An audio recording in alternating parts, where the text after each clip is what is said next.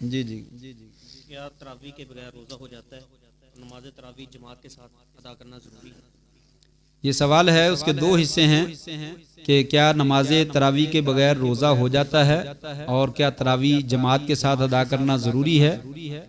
تراویح کے بغیر روزہ ہو جاتا ہے، اس میں کوئی شک نہیں، لیکن میں نے کہا کہ رمضان کی برکتوں سے وہی فائدہ اٹھاتا ہے جو گناہوں سے بچتا ہے۔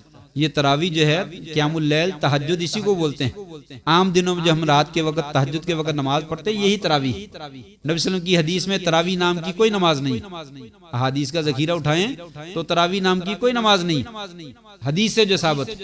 اسی قیام اللیل کو، اسی تہجد کو تراویح کہا جاتا ہے۔ عام دنوں میں تہجد آخر میں پڑھ لیتے ہیں، رمضان میں ہم رات کے شروع میں پڑھ لیتے ہیں تاکہ سب لوگ اس میں شریک ہو جائیں۔ آخر میں اس لیے پڑھا جاتا ہے کہ تاکہ جس نے خاص عبادت کرنی وہ کر لے، لیکن رمضان میں سب لوگوں کو شریک کرنے کے لیے جو ہے یہ نماز پڑھی جاتی ہے، جس کی فضیلت یہ ہے من قام رمضان ایمانا واحتسابا غفر له ما تقدم من ذنبه۔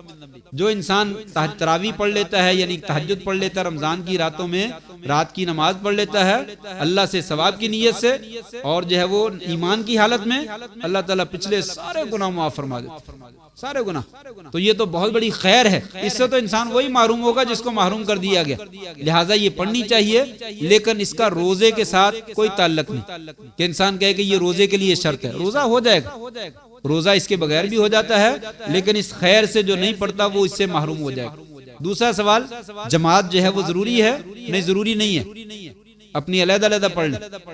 آپ گھر میں جا کر پڑھیں، گھر کی نماز مسجد کی نماز سے کیا ہے، زیادہ بہتر ہے۔ اگر گھر میں پڑھنا چاہتا ہے لیکن لمبی پڑھنا چاہتا ہے اور پڑھی جا سکتی ہے تو پڑھے، یہ زیادہ افضل ہے۔